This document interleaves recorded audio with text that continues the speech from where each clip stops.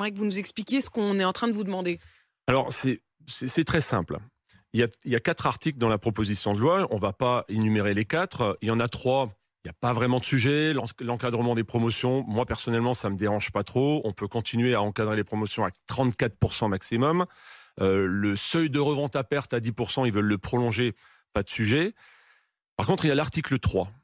Alors, l'article 3, il est extrêmement simple. Il dit quoi? Il dit que c'est la fin des négociations. C'est tout bonnement la fin des négociations. Pourquoi? Parce qu'aujourd'hui, un industriel qui nous demande 30% en décembre, on a jusqu'à fin février pour négocier.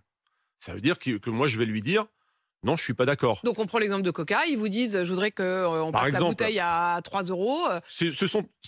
faut savoir que cette loi ne concerne uniquement les multinationales. Elle est là pour défendre les multinationales et je pense et je suis sûr qu'elle a été La poussée. loi qui est proposée aujourd'hui Bien par le évidemment. gouvernement, vous nous dites, elle défend les multinationales. Et uniquement les multinationales. Elle n'est pas là pour défendre ni les PME, ni les TPE, ni les ETI.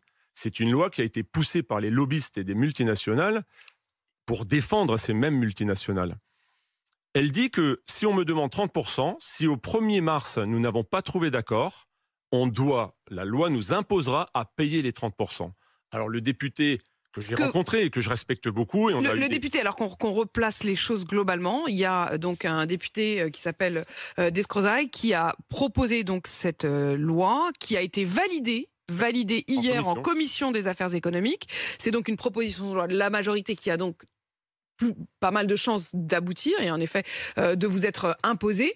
Ce que vous nous dites là, c'est que en fait vous êtes dans les mains, c'est-à-dire qu'on va vous donner 2 mois, mais au final les multinationales savent qu'elles sont gagnantes, puisque si la négociation, si vous n'acceptez pas leur négociation pendant les 2 mois, à la fin vous serez obligé.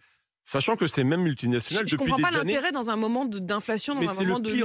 C'est le pire moment, c'est une loi pro-inflation. Ça va exploser.